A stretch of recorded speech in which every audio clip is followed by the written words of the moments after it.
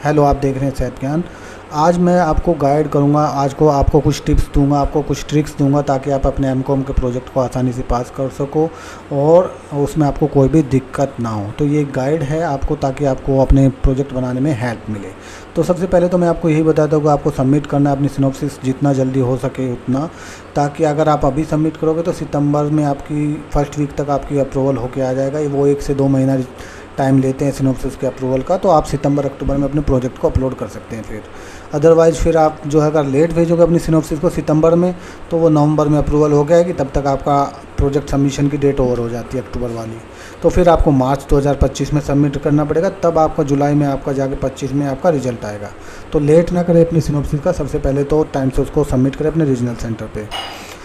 दूसरा जो है, जो मैं बता रहा था हमेशा अभी कि आपको किस तरीके से गाइड करूंगा, मैं अभी बताऊंगा कौन सी टिप्स एंड ट्रिक्स हैं सक्सेस होने के लिए आपको। सबसे पहले जो आप जो टॉपिक चूज करते हैं वो हमेशा राइट टॉपिक चूज करें ताकि उस पर आसानी से प्रोजेक्ट बन सके। ये नहीं कि इतना छोटा सा कोई टॉपिक ले लिया है उस पर आप रिसर्च ना कर पाओ और वो टॉपिक ना बन पाए। ठीक है, तो टॉपिक हमेशा अच्छे से चूज करें। वो आपके कैरियर से रिलेटेड होना चाहिए तो बेस्ट है। अगर आप चाहते हो कि मैं जल्दी से जल्दी पास करना चाहता हूँ तो वो अलग बात है। तो आपके कैरियर से रिलेटेड, अगर आपकी फील्ड स्ट्रीम से रिलेटेड हो जाए तो बहुत अच्छा है। जिसमें आपको इंटरेस्ट हो पर्सनली, ऐसा टॉपिक आपको मिल जाए तो वो और अच्छा है। ठीक है, जो पॉपुलर टॉपिक होते हैं प्रोजेक्ट के रिलेटेड, जैसे फाइनेंशियल परफॉर्मेंस एनालिसिस किसी भी कंपनी का आप करते हो, बहुत अच्छा टॉपिक है। या role of digital market in business growth, बहुत अच्छा टॉपिक है। Impact of GST on small and medium enterprises के ऊपर जीएसटी का क्या इम्पैक्ट हुआ है। एक कंपैरेटिव स्टडी कर सकते हैं म्यूचुअल फंड या इक्विटी या शेयर के ऊपर, वो भी काफ़ी अच्छा टॉपिक है।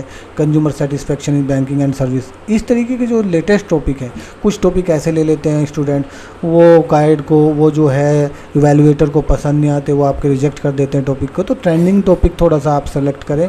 मैं ऐसे ही ट्रेंडिंग टॉपिक सेलेक्ट करता हूँ ताकि बच्चे आसानी से क्लियर कर सके, स्टूडेंट आसानी से क्लियर कर सके।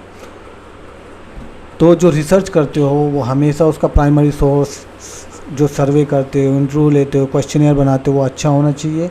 जो बुक या जर्नल से आप या ऑनलाइन डाटाबेस से जो भी डाटा आप लेते हो वो प्रॉपर अच्छा होना चाहिए ताकि आसानी से आप अपनी प्रोजेक्ट रिपोर्ट सिनॉप्सिस को आप बना सको। रिसर्च मेथोडोलॉजी जो है आपको उसको प्रॉपर बनाना है।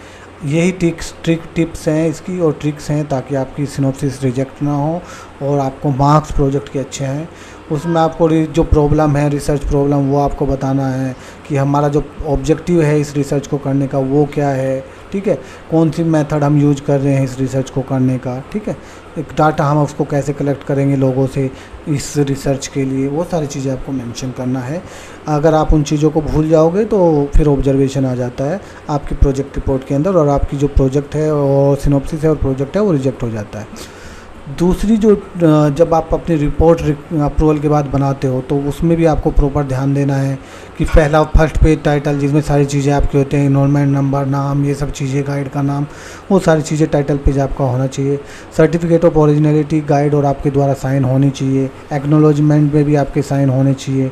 टेबल ऑफ कंटेंट जो बनाते हैं कि कौन से पेज पे कौन सा चैप्टर हमने बनाया है वो भी उसके अंदर होना चाहिए। इंट्रोडक्शन वगैरह सब प्रॉपर होना चाहिए। लिटरेचर आपने कौन कौन सा रिव्यू किया है, आपकी जो प्रोजेक्ट है उससे रिलेटेड, वो प्रॉपर होना चाहिए। रिसर्च मेथोडोलॉजी जो आपने की है कि हम कैसे डाटा कलेक्शन करेंगे, कितनों लोगों से करेंगे, क्या क्या क्वेश्चन पूछेंगे, वो प्रॉपर होनी चाहिए। फिर उसका आपने एनालिसिस करना है कि हमने जो इतना डाटा इकट्ठा किया लोगों से या सैंपल कलेक्ट किए तो इसका रिजल्ट क्या है, इसका एनालिसिस क्या है, इसका फॉल्ट फाइंडिंग क्या है, टोटल इसका कंक्लूजन क्या है। तो फाइंडिंग एंड डिस्कशन होना चाहिए। कंक्लूजन फिर आपकी तरफ से रिकमेंडेशन क्या है वो होना चाहिए।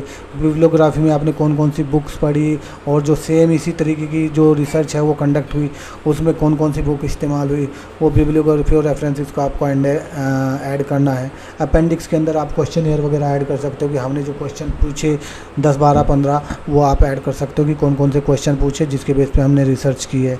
तो ये सारी चीज़ें आपकी प्रोजेक्ट रिपोर्ट में होनी चाहिए। यही टिप्स एंड ट्रिप्स है। अगर आप उसमें 1-2 चीज़ भूल गए तो आपका प्रोजेक्ट रिजेक्ट हो जाएगा और आपको फिर दोबारा सेम प्रोसेस चालू करना पड़ेगा। तो आप एक्सपर्ट की हेल्प ले सकते हैं सेल्फ ज्ञान में। तो दूसरी बात, कॉमन जो मिस्टेक करते हैं वो हमेशा टालते रहते हैं स्टूडेंट। एग्ज़ाम दे देंगे लेकिन प्रोजेक्ट को नहीं बनाएंगे, जिससे है आपको लास्ट मिनट में आपको स्ट्रेस हो जाता है कि मेरा प्रोजेक्ट रेडी नहीं हुआ, मेरा सिनॉप्सिस रेडी नहीं हुआ। तो आप हमारी हेल्प ले सकते हैं, हम आपकी हेल्प कर देंगे तो आप उसको टाइम से सबमिट कर दें। तो गाइडलाइन आप जो है कुछ स्टूडेंट खुद बना देते हैं, रिजेक्ट हो जाती है, किसी ऐसे से बना लेते हैं जिसको पता नहीं है, तो फिर भी आपकी वो जो प्रोजेक्ट है और सिनॉप्सिस है वो रिजेक्ट हो जाती है। जो डाटा एनालिसिस है वो प्रॉपर नहीं करते, एक्यूरेट इन्फॉर्मेशन नहीं होती, जिसकी वजह से भी आपका जो प्रोजेक्ट है वो रिजेक्ट हो जाता है। तो ये देख सकते हैं कि 100% अप्रूवल अभी तक रहा है सेल्फ ज्ञान का। मैंने अप्रूवल अपनी वेबसाइट पे भी डाला है स्टूडेंट का, जो सिनॉप्सिस का अप्रूवल और प्रोजेक्ट का, तो आप ये देख सकते हैं। अगर आपको भी हेल्प चाहिए सेल्फ ज्ञान की तो इस नंबर पे आप कांटेक्ट कर सकते हैं। सिनॉप्सिस का चार्ज 1000 है और आफ्टर अप्रूवल जो है आपको रिपोर्ट जो है वो 2000 में मिल जाएगी। अभी ये ऑफ़र के साथ है और एक्सपर्ट के द्वारा बनाया जाता है, बेस्ट क्वालिटी का है, प्रोफेसर अच्छे उनके द्वारा बनाया जाता है। आपको कोई भी दिक्कत उसमें नहीं होगा और 100% अप्रूवल रेट रहता है, तो आप कांटेक्ट कर सकते हैं। तो सब सिनॉप्सिस हमेशा आपको अपने रीजनल सेंटर पे सेंड करनी होती है, गाइड का बायोडाटा अटैच करके। रीजनल सेंटर का एड्रेस रेगनू की वेबसाइट पे है। हार्ड कॉपी में आपको अपनी सिनॉप्सिस सेंड करनी होती है, सॉफ्ट कॉपी में केवल ऑनलाइन वाले स्टूडेंट को ही अपलोड करना होता है अपने LMS पोर्टल पे। लेकिन जो जब आप अप्रूवल हो जाता है उसके बाद जो प्रोजेक्ट रिपोर्ट बनती है वो हमेशा इग्नू में जाती है, रजिस्ट्रार SED इग्नू के पास। वहाँ पे आपका प्रोजेक्ट चेक होता है, चेक होने के बाद अगर कमी होती है तो रिजेक्ट हो जाता है, नहीं तो आपके मार्क्स जो है वो अपडेट हो जाते हैं।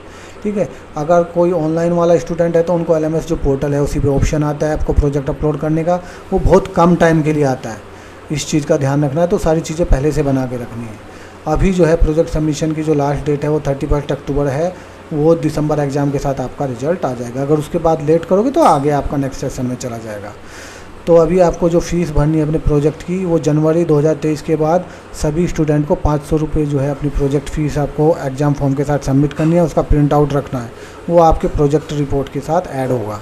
अदरवाइज़ आपकी प्रोजेक्ट रिपोर्ट के मार्क्स ऐड नहीं होंगे आपके ग्रेड कार्ड में और आपका जो डिग्री है वो पेंडिंग रह जाएगा। अगर फिर भी आपको कोई इश्यू आता है तो मुझे इस नंबर पर व्हाट्सअप कर सकते हैं। Thank you.